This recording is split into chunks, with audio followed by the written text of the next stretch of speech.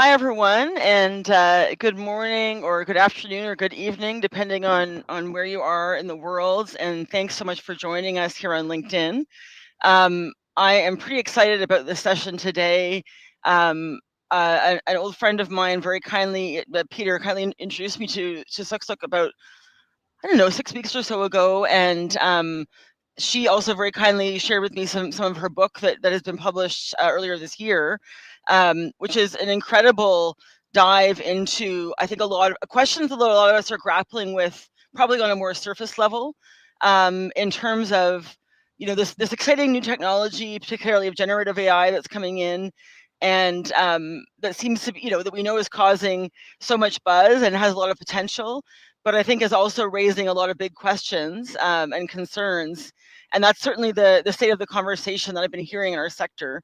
So today's conversation, we're going to spend some time talking through the book and some of the insights that Suksuk can share, as well as some reflections on how this impacts our work here in Canada as well. I'll just briefly introduce myself. So my name is Jessie Clark. My pronouns are she, her. I'm based in Toronto, Canada, where I have a government relations consulting firm that focuses on charities and nonprofits. So, among other things, particularly concerned with policy issues and implications of this kind of work, and also how it can impact the sector in terms of its work with government as well. Um, so very excited to be here today with my colleague. And I also just wanted to briefly mention, when I'm doing lives like this, I don't always do a land acknowledgement, which is something that's quite important to people in Canada. Um, Given the global audience, what I would instead encourage people to do is refer to the UN Declaration on the Rights of Indigenous Peoples, UNDRIP, which is an agreement that Canada actually fairly recently signed, which is after many years of lobbying, as well as some of our own internal accountability tools to really reflect on what we can be doing around reconciliation with Indigenous peoples here in Canada. And UNDRIP has a much more global reach as well. So certainly resources worth checking out. I'll just leave it at that. And then please, I would like to introduce my colleague who's here, who has an incredible and varied professional background, and I think brings a lot to this conversation, particularly in terms of having worked in the arts as well, which I think is an important lens for this work. So if you don't mind introducing yourself and giving us a bit of your background, please go ahead. Hi Jesse. Thanks for inviting me to talk to you. My name is Syok Syok. It means cherish, cherish, double cherish in Chinese, in my regional dialect in China. And I'm Singaporean. And so I'm a filmmaker, I'm a documentary filmmaker. But in the past 15 years or so, I've kind of been more in the innovation space. So I've kind of started befriending innovators, geeks, investors, bloggers, etc. So I think in part that's what helped me to kind of, I think as a visual storyteller, my interest has always been the intersection between um, humanity, technology, and change and social change. Mm, So I'm not mm, an AI expert, as in like I don't really know all the technical specifications of AI, but I'm very concerned about how technology like AI is having an impact on average people, everyday mm, people, mm, right? The teacher, the social worker, the manager, right? The driver, etc. So I think I just co-authored this book called AI for Humanity. It was published by Wiley earlier in the year, and it's a collaboration with an AI scientist and AI risk expert. And I think the reason why I'm involved in the project is that I wanted to learn for myself mm, what all the changes that AI has brought about means, mm, but also to explain to everyone like me who does not have a technical background, right? Who's not an engineer, right? Who is trying just to keep up with all the changes that are happening. But so that's why I wrote this book. And thanks for inviting me to share with your audience. Yeah, no, and I mean, already from what you've been mentioning, there's a lot of themes that I want to pick up on in our conversation today. And first off as well, to appreciate you getting involved in this project on behalf of the many millions of us out there who are not AI technical experts either, and yet who, like with any technology these days, it's going to very rapidly, or is already very rapidly becoming part of our lives. And so just wanted to really express your appreciation.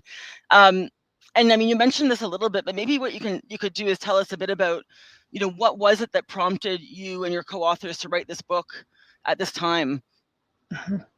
I think we need to, I need to contextualize it. We started writing the book before the launch of OpenAI's ChatGPT.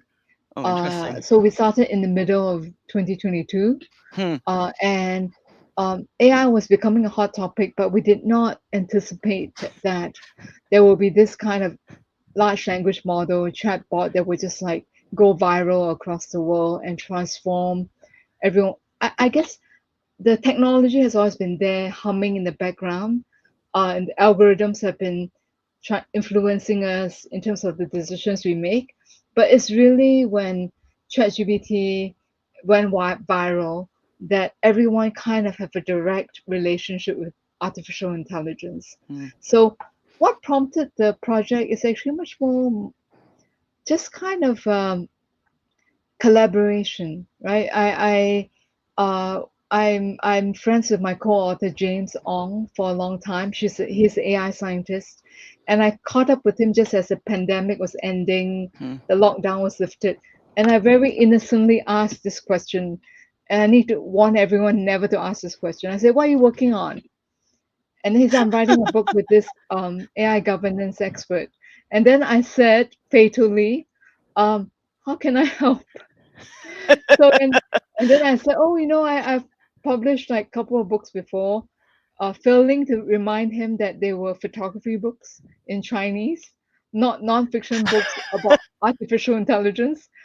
And I just thought, oh, it's just a casual lunch catch up, and he'll never take me seriously. But he took me very seriously, and really, I ended up joining the project. So I think the poignant reminder for me is really that human connections is really what changed the world, I think. Hmm. Like, it's really Hmm. about strangers, acquaintances, old friends coming together, and sometimes they just connect and start collaborating with or without the help of AI. And sometimes that collaboration can really be quite transformative for everyone who's involved in the project, as well as the people who are reading the book or the audience listening to this live stream, etc. No, I love that. I love the story of how you were, thought you were just innocently having lunch with a friend and ended up embarking on this journey. Um, but I think, I can imagine that your non-technical perspective is probably very critical to what makes the book kind of, engaging and accessible. Because I have, luckily for me, had the chance to read some of it, which has been fantastic. um, and I think it really, what I was really encouraged by, and what I'd like to hear kind of your further thoughts on is, um, I think you and your co-authors, bravely walked into this emerging space, and really tried to give a bit of a foundation for a way of looking at this rapidly emerging technology, with a sustainability lens, and to really consider it, consider broadly the implications, for humanity, and maybe you could start by talking a bit about the title and why you called the book AI for Humanity, because I think that's actually very critical. Well, I think we call it AI for humanity because um, ultimately it's up to us, right? I think a lot of the kind of um, alarming predictions about how AI is going to displace humans and take over the world and etc. I think it's not very responsible because I think we need to acknowledge our own human agency. And I think in a way, whether AI is for humanity or not, is up to us. So I think we want to recenter the idea of us, the idea of humanity, the idea of human agency. I think that's why we titled it AI for Humanity, I think. Because I think uh, oftentimes we kind of abdicate on on our own responsibility by kind of having painting all the science fiction scenarios where we're helpless and there's an apocalypse and it's not we had no part in it. It just happened to visit upon us. I just think that we want to say yes, we want to be for humanity, but we also want each one of us to start taking responsibility, whether it's really understanding the nature of the technology or understanding what we want out of it and to advocate for a more responsible, more enlightened, more creative use of artificial intelligence. Yeah. Yeah, and I want to pick up on a couple of the points that you just mentioned there, and one I think in particular, um, reflects a lot of what I've heard in conversations, in casual conversations with colleagues, and even in more serious conversations as well, um, around I think the concerns, and I think the concerns that I hear about most often, um, other than I think concerns about privacy and sort of sharing of intellectual property. That's a one concern that I hear expressed. I think the other one that I hear a lot of is concerns about the way that AI can reproduce existing inequities and pull on data sets that themselves are inherently inequitable, which I mean, given the context that we work in is not the broader global context that we swim in. I mean, I've heard people talk very well about how we swim in these seas of white supremacy and patriarchy, misogyny, et cetera, and others. And so how kind of knowing that it has that potential to reinforce some of those inequities. How can we ethically engage with it? I think is probably the number one question that I've heard people ask in Canada's nonprofit and charity sector when they're talking about the potential for using AI, but also the perils. So I'd be interested to hear kind of what your thoughts are on that. And I think it really goes well. I think the secondary point that you're making there as well around, um, we need to engage no matter what because it's that's how we're going to be shaping it. I think it's an interesting one too. So over to you just to reflect on those points. Yeah, I think what you've touched upon is actually one of the central themes of the book, I think. I think what we are concerned about really is that if we build AI upon data and we train AI on historical data, we're Mm, going to kind of project the history forward mm, in terms of how mm, the models predict future outcomes.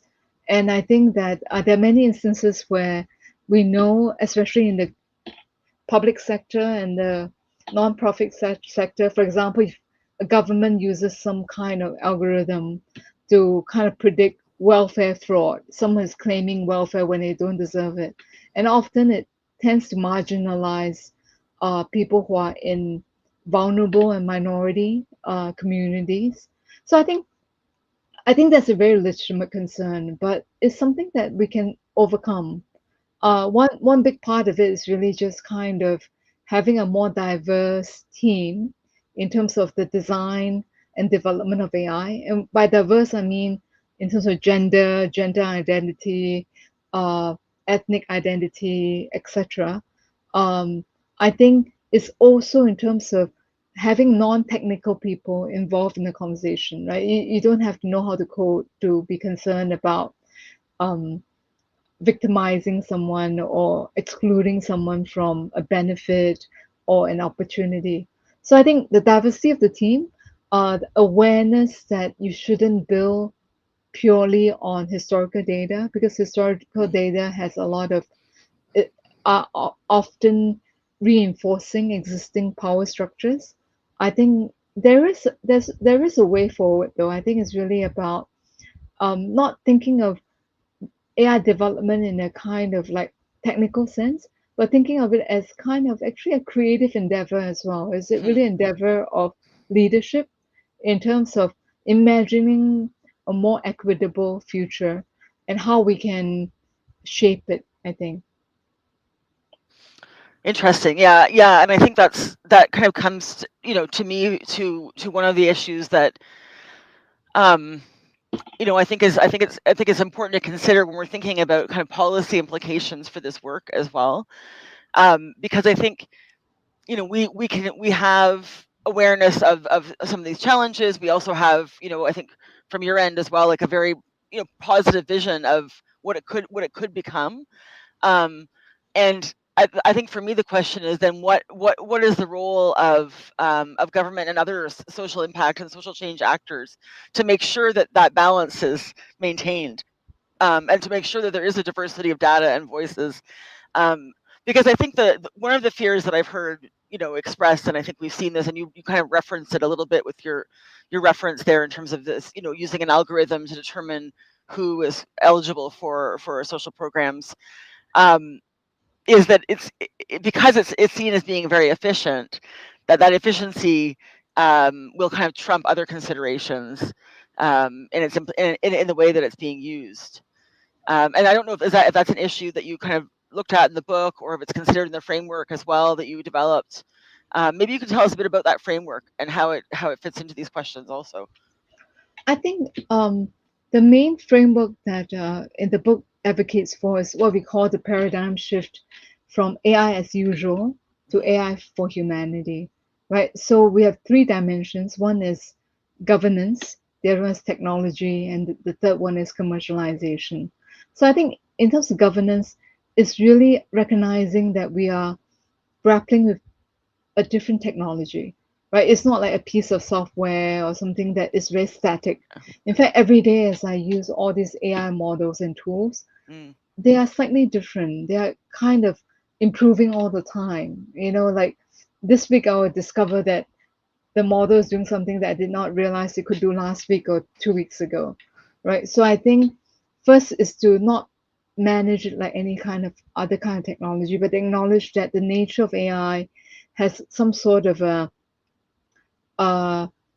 dynamic, organic uh, ability, right, to evolve.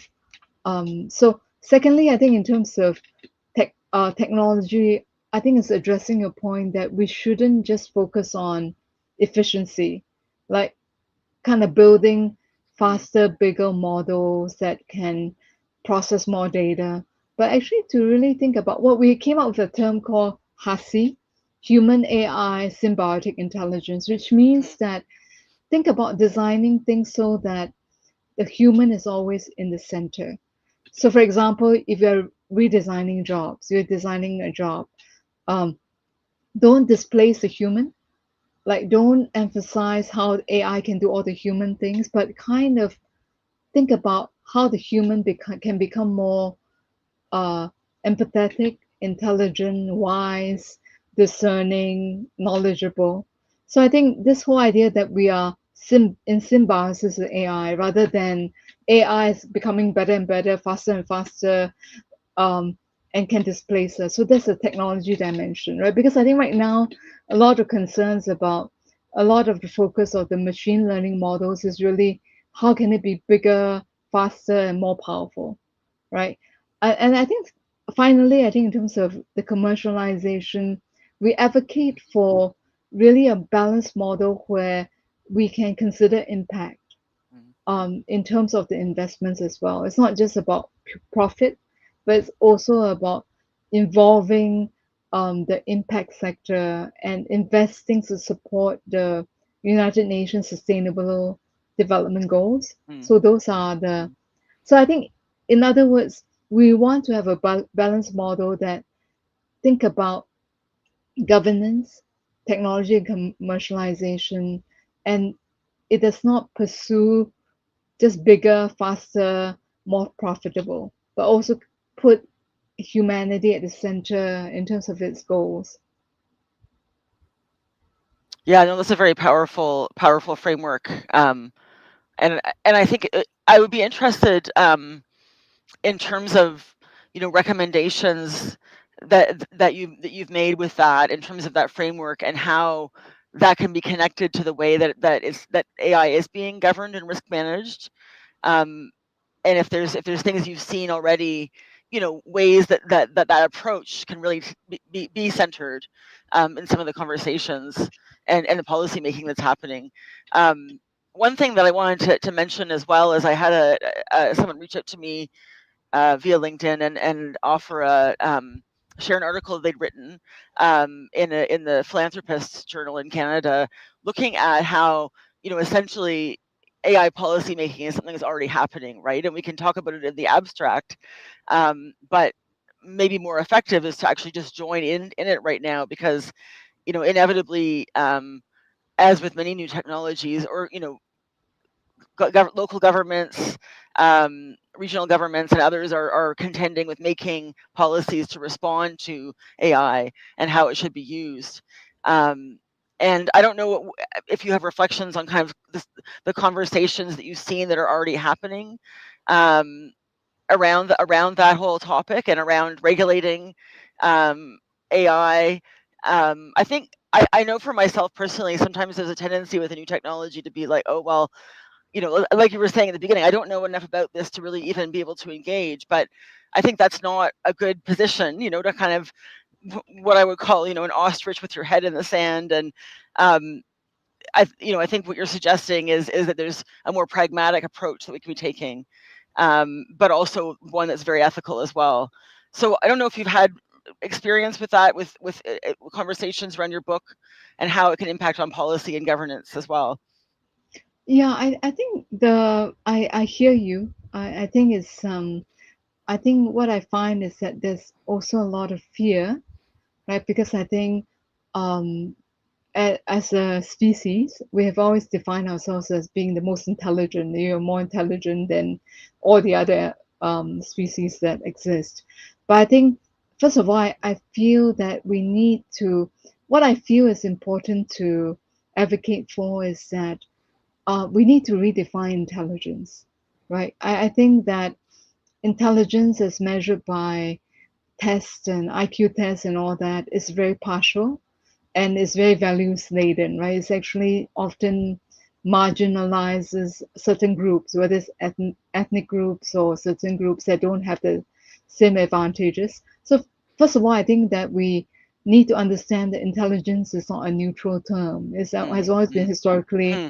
very value laden, and it always has been kind of uh, marginalizing certain groups, whether it's ethnic groups or socioeconomic groups. So that's number one. I think the first thing we need to recognize is that our urgent task is to redefine our values, kind of in terms of not away from this whole conventional idea of intelligence, which is to process information very quickly, remember them, analyze them, etc., but towards actually more human qualities like ability to collaborate, right? The ability Mm-hmm. to empathize, the ability to make wise decisions in complex situations where there's no one correct answer, right? Because ultimately, what I find, I mean, I've been using AI very intensively, is that um, AI actually overwhelms you with the amount of its processing ability, right? Mm-hmm. If Mm-hmm. you're writing a 10-page essay, it gives you a few hundred pages of analysis and data.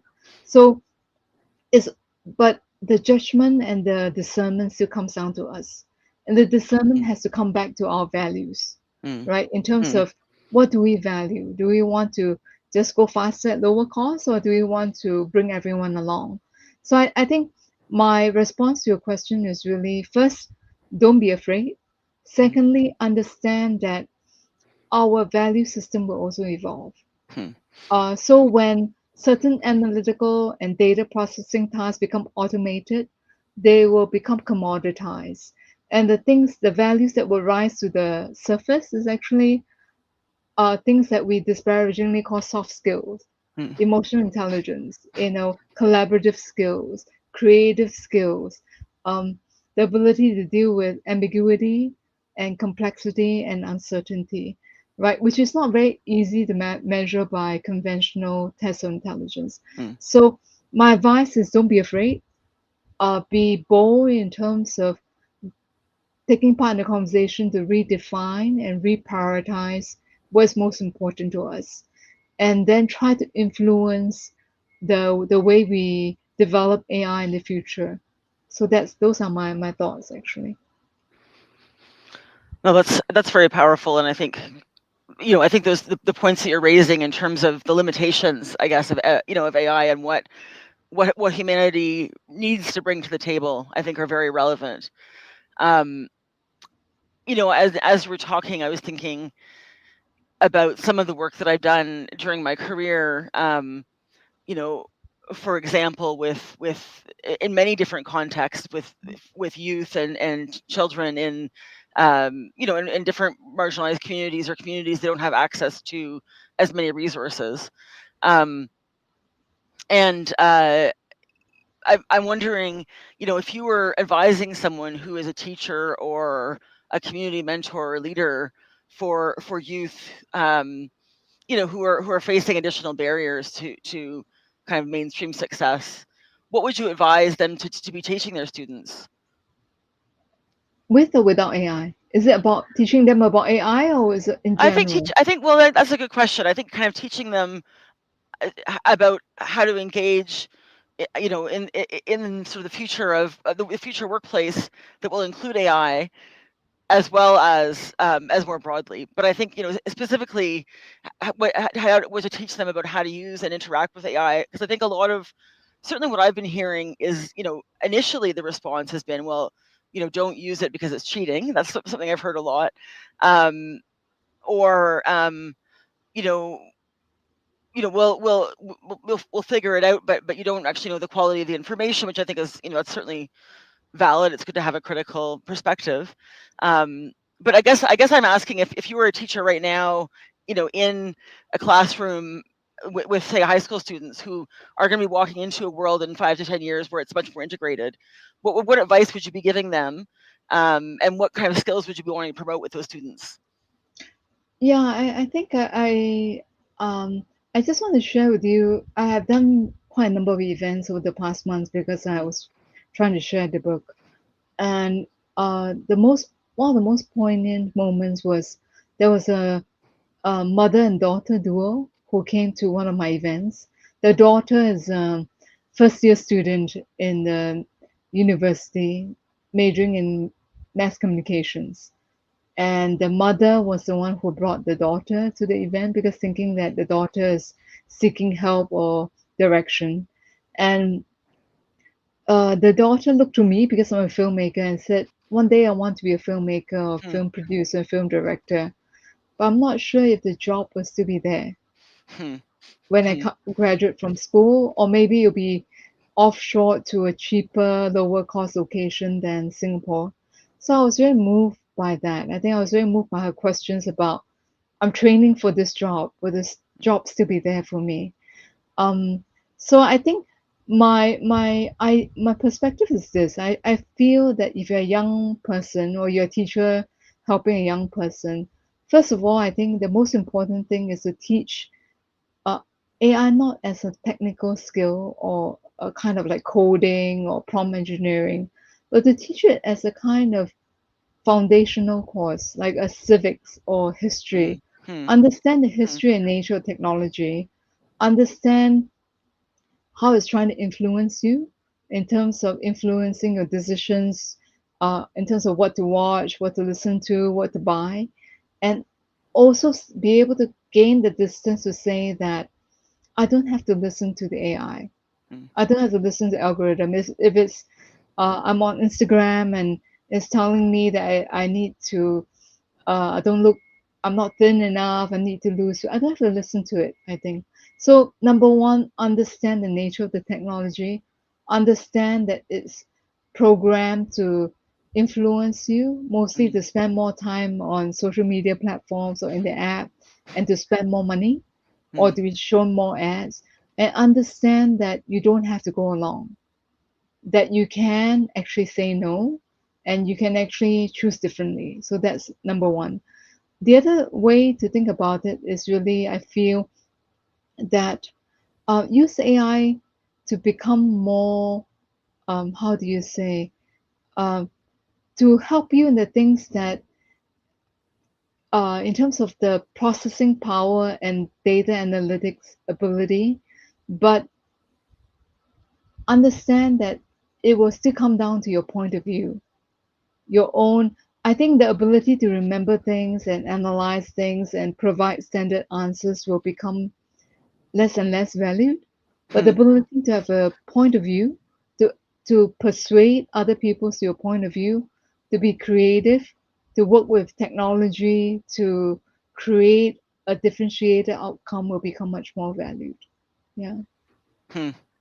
Yeah, no, that's I think that's, excellent advice for parents as well as teachers and young people who are, considering this as part of a, I think a general global context of a lot of anxiety about the future anyway, right? Um, I and think the yeah, one thing is don't be afraid, because I yeah, think we're in this moment, so we feel like this has never happened before. But we need to recall that uh, it has happened before, right? When the printing press was introduced and people felt that, you know, there's no point in oral history anymore. It's a disruption to the traditions and all that. And when the internet came about, everyone thought that is we're not we're going to lose our minds, and yeah, it's going yeah. to change it has changed everything, but sometimes we have to circle back to the beginning, right? The beginning is really that, um, it's really about being authentic, being able to connect, being able to persuade other people, being able to harness technology to create the outcome that you desire, I think. Hmm. Um, we have a question as well from someone who's listening, um, who I think works specifically in the area of engaging volunteers and bringing volunteers in to serve, in nonprofit and charities, and sort of and just for context, I mean, in Canada, at least post COVID, there's been a big challenge for the volunteer sector, in the, the trends have not been really positive for engagement as volunteers, and there's a lot of organizations that really rely on volunteers to deliver their programs. So I know that's been a concern, but I think specifically this question is about, is it possible to use AI to train, uh, can it be harnessed to train volunteers effectively? And have you seen examples of that? That's the question essentially.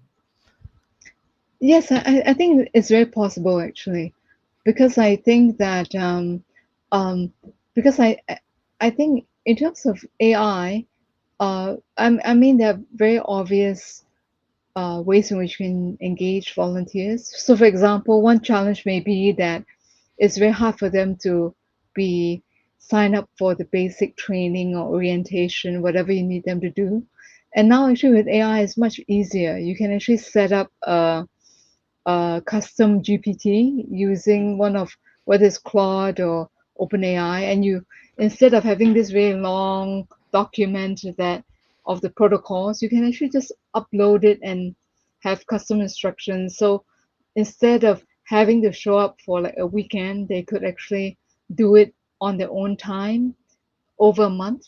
So I have a very Mm, specific example mm, that I can share, because I know that South Korea is in the news.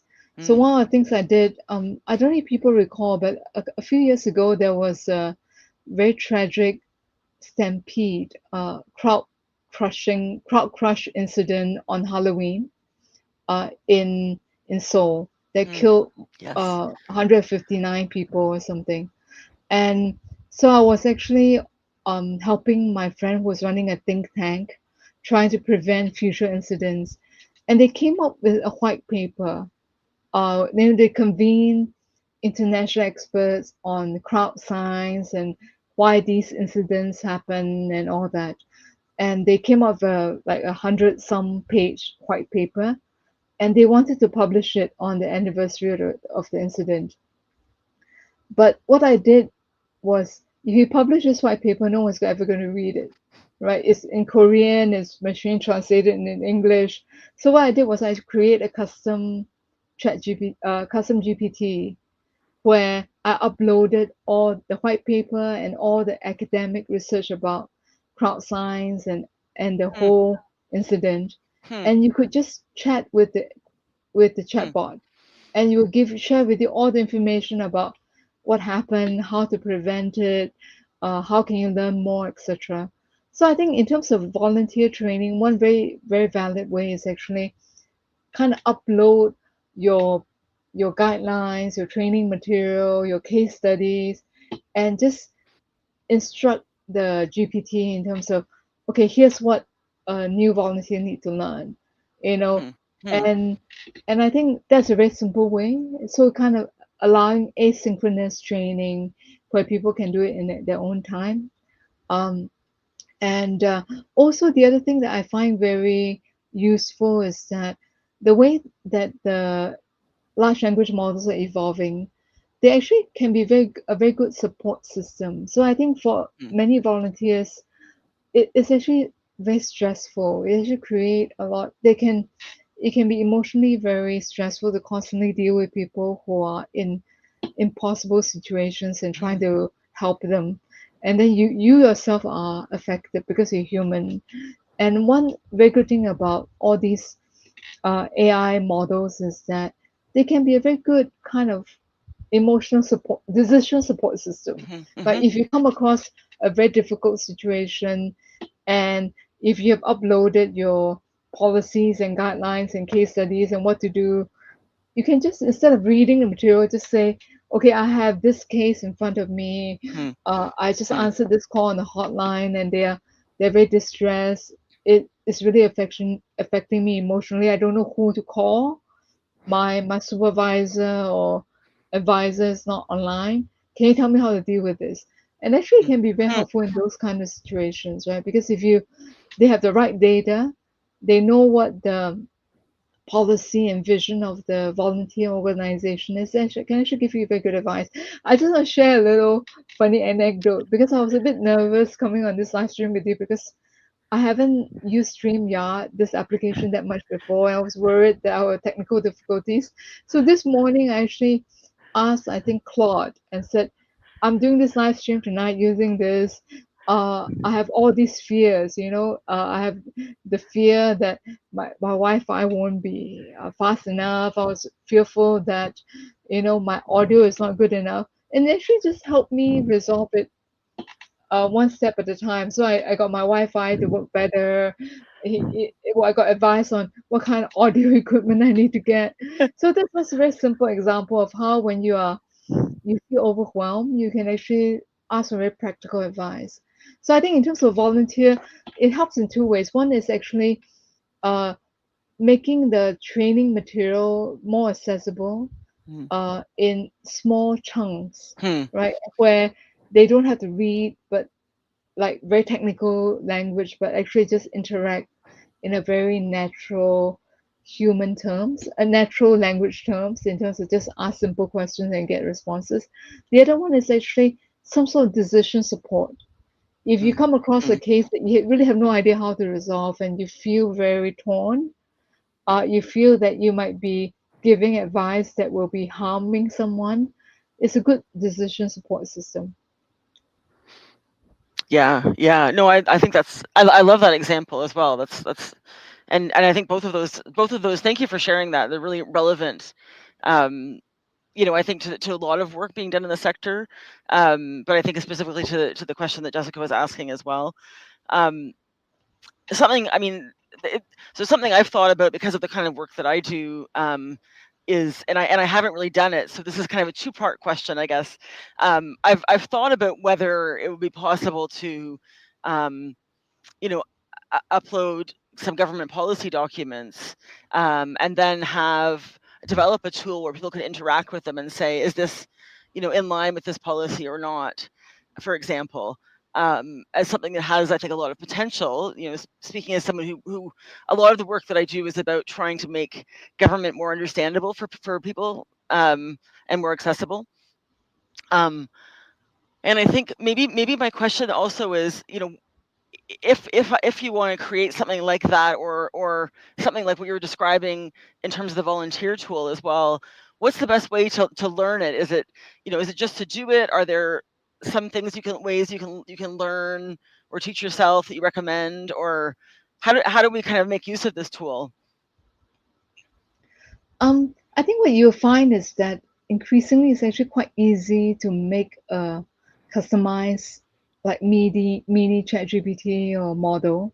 So it's actually not as difficult as people imagine, right? So Mm, in the instance that you've described, so if you're trying to explain the implications of a new legislation on the sector, you probably need the legislation, but you probably also need maybe a frequently asked question FAQ. You need to have some case studies in terms of, you know, what are the typical questions that come up and how it was resolved, and perhaps, people you can contact. If your questions are still not answered, it's hmm, actually not that hmm, hard. hmm, I think the main hmm, thing here is really that you have. The main thing is actually setting the, I guess, having the values in terms of what you want your AI tool to do, right? Is it what's the goal? Is it to empathize? Is it to explain? Is it to I think it's actually not that hard. I've kind of tried it. I have a small example, which is I was recently um, reviewing the Chinese translation of my book, which is really coming out next year. And we had this kind of situation where we have three translators and a team. The the team leader is very human, very good, translated in traditional sense. Then we have a one of the members who is actually tend to be a bit more flowery and over embellishing, etc. Like two sentences to be translated into five sentences. And then you have a third person who's interesting, who is kind of a geek. So he's like using ChatGPT 4.0 to translate. So we have this very complicated situation where you have a mixed team, but the team leader does not have the AI knowledge to instruct everyone. So what I did was actually I came up with a prompt optimization guide, translation optimization hmm, prompt. So hmm, I told him the workflow, the prompt, I showed him examples. And I think if you extrapolate from that, you can do it for everyone, right? hmm, You kind of, first, you probably want to observe organically what are the issues that come up, what are the questions, what are the challenges. Then you kind of want to analyze it and say what are the typical challenges and how can I program something or have a prompt that will help them in most situations. hmm, And hmm. if in the 10% or 20, 15% of situation where it cannot be resolved, tell them how to reach a human person, a human who has some decision making ability to kind of advise. Yeah, it's actually very doable. Yeah. Oh, interesting. Yeah, no, and I think I mean, part of it is just, as you're suggesting, the more that you engage with it, the more you can understand, how the potential, but also how you can actually use it to develop tools like you're suggesting, right? And how easy it is, relatively speaking, to do that, Yeah, right? I think the main thing here is that you need to have the observation, right? You need to Hmm, kind of let it, hmm, you observe what's happening, and then you kind of analyze and categorize, and really remember that maybe the tool can only solve 75 or hmm, 80% of the problems, and the 15, maybe the 20% remaining has to be redirected to some supervisor or volunteer leader. But the good thing is that it takes away 80% of the work that hmm, you hmm, shouldn't be dealing with, hmm, right? So I think we have this idea that you should really be always having a human in the loop, or centering the human, hmm, right? hmm, Let hmm, the AI deal with 80% of the situations that are low to medium risk.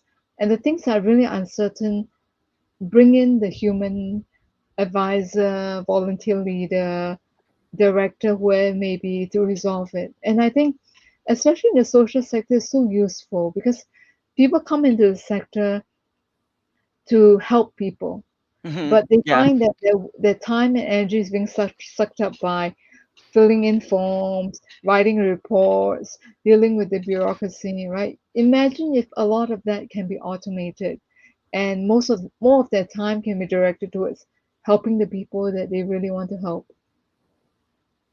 No, absolutely. I think that's what we would want to see. When if AI is that's an outcome we would all like to see very much in the sector as well. That people have more time to do the work that's really meaningful to them. And I think that work is valued as well. And that kind of maybe leads me to another question, and then we're we're probably going to be we'll probably wrap up in just a few minutes. But thinking about kind of what you're just describing and thinking about the future of work, which we talked a little bit about before, with the student example, right? Um, but if we think about how, what are the skills that we're going to be needing, but also, what do you think the impact is going to be in terms of AI, in terms of gender equality in the workplace as well? And in terms of some of the imbalances that exist right now, um, around equal pay and around access to education, et cetera, and how how do I guess what is the potential for AI for addressing some of those concerns?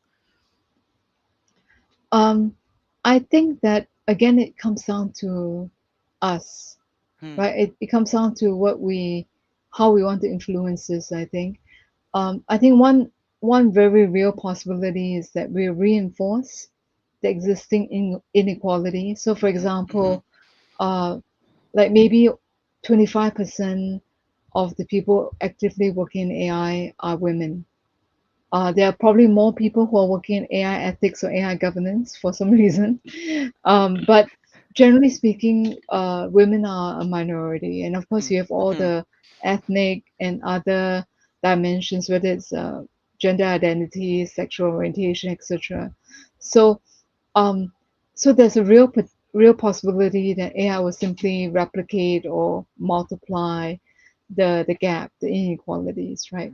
But I think there's also an opportunity um, to rebalance it, right? In terms of because I think one of the good things about AI is um, that I find very empowering as a woman, Hmm. as someone who's not technically trained, is that um, all the all what we call the soft skills or humanity skills or communication skills actually become more important. The Hmm. emotional Hmm. skills, the collaborative skills that stereotypically women are better at actually have will become elevated, right? Hmm. Because, for example, I'm not a technical person, but I've always been a student of the liberal arts and Hmm. humanities. But if you think about the whole idea of large language models and natural language processing, what's the key word? Language. Hmm. So someone like me who can give very precise instructions and feedback in natural Interesting. language, suddenly I'm a technologist too. I can program something. I can build a model for you that you're talking about in terms of training volunteers, right? I just Yeah. wrote a translation optimization guide for my Chinese book and say, here's a prompt you should use. Here are some examples. So the empowering thing about the evolution of AI first is that the skills that were usually disparaged as less valuable Hmm. Hmm. because seem to be softer or more emotional or more empathetic or more associated with women or other minority groups have now become central Hmm. and will Hmm. become more celebrated and more scarce compared to the hard technical skills and analytical skills and mathematical skills. Secondly, is also that uh, everyone is a technologist. Hmm. As long as you can explain clearly what you're looking for, nowadays AI can probably carry out instructions. So to me, I never thought of it before, but I feel like, oh, actually, I can be a technologist. I can design something, I can come up with an app, I can design an AI model. And because I'm maybe more insightful about people, I can Hmm. build a Hmm. business around it. So I Hmm. think yes, I think AI can perpetuate and maybe exaggerate and exacerbate the inequality, but there's also this kind of rebalancing where it can also be level the playing field because all the skills that the minority groups are known to be better at will be elevated, will become more scarce and more valuable. And secondly, if you know what you want, you have a creative vision or and you can explain it clearly in plain English or plain Chinese or plain whatever language you speak, Mm, you can realize it with the help of AI. And hmm. that's one of the most hopeful things I can really imagine. Yeah. Wow. Well, thank you. I think that's a really good note to end on, for now, unless there's other questions or if there's other things that you wanted to raise as well, based on your experience. But I really appreciate the kind of optimistic and yet I think also very realistic, vision that you're presenting. Um, of how, this is an emerging technology that's becoming a reality in many, many contexts, right? And I think that your call to really center humanity in that, is essential, um, and something that we should be looking to integrate wherever we can in our own work, and policy making work as well around AI. Um, yeah, so I don't know if you have any final thoughts you want to share with us, but please go ahead. Yeah, I think my final reflection is really that it's very hard to be self-aware enough. So you have multiple levels of awareness. You need to Hmm, be self-aware enough in terms of what you think and why you think what you think and how you feel, etc. You also have to be aware of the nature of artificial intelligence, right? And you need to be aware of how the complex ways in which it intersect and interplay and they're influencing our decisions, our collective decisions, etc. So I think the first caveat I have is it's incredibly hard hmm, to hmm, be effective in the age of AI.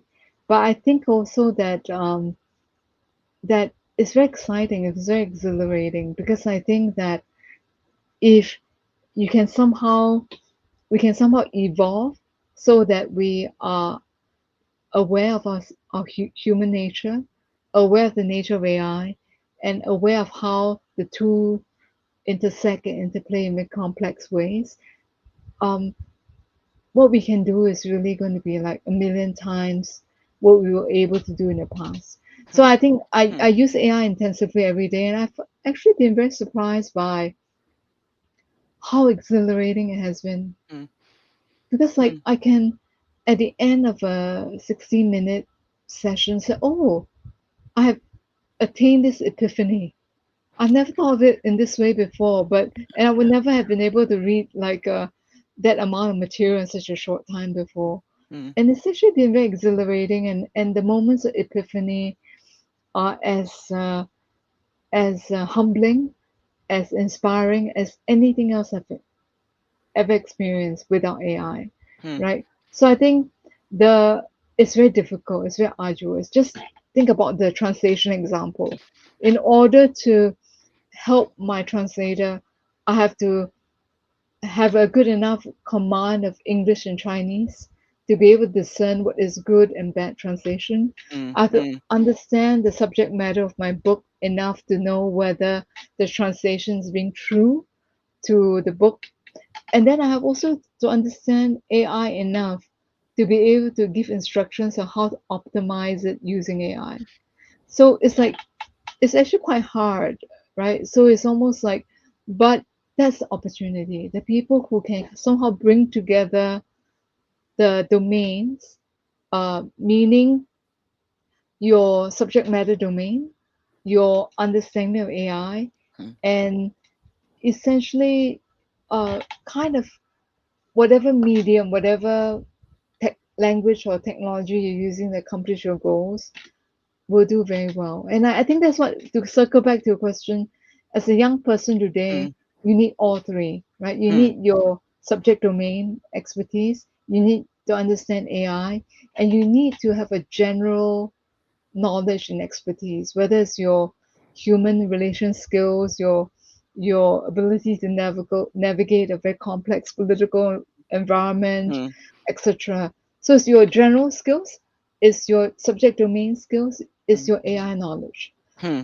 That if you can, and I think our curriculum has to be completely redesigned to Hmm. actually teach all three in some adequate measure.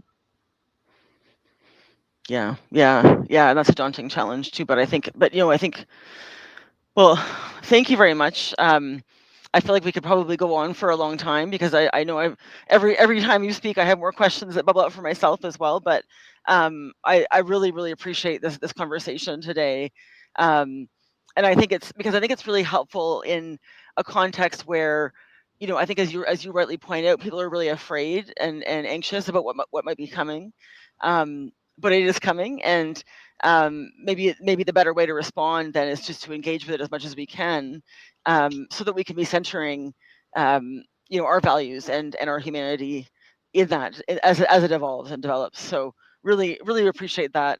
Um, and if anyone wants to learn more, where can they find your book or talk to you or anything like that?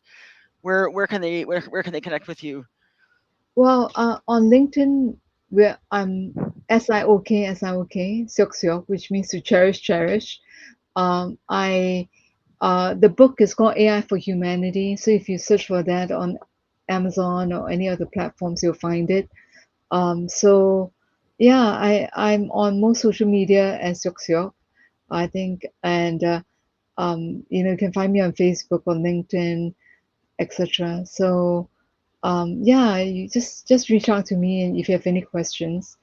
And I'm very grateful for the opportunity to share with you tonight. Yeah, Night no, for thank me, you. Yeah, morning yeah, for no, that's you. well, yeah, whoever we have people from all over, I'm sure, but thank you so much. I really enjoyed this conversation, and it gave me a lot of food for thought. And I think also from the people who are listening, as well, and we're getting some great feedback now in the comments. And also, this will be online, um, available on LinkedIn to share again, and also on my YouTube channel as well, if anyone wants to share the conversation For sure. with others. So please feel free to do that. And if you're interested in in more conversations, um, like this, as Suk mentioned, please follow her and read her book. Or feel free to follow me as well. When I'm not really talking about AI as much, but I'm definitely will be continuing to engage with it as well. And I think the question of how to engage with it in a really ethical and human first way, is a critical question for all of us who are working on social change and in the charity and nonprofit sector here in Canada. So I think it's a question for us to all continue to wrestle with. And I really want to thank you for taking the time today as well to be here. And we'll continue to follow up. I'm thinking already of other people I would like you to speak to as well. So we'll be in touch. And thanks everyone for joining us. Yeah, thanks everyone. Thanks for the opportunity, Jesse. My Talk pleasure. to you My soon. pleasure. Bye. Bye.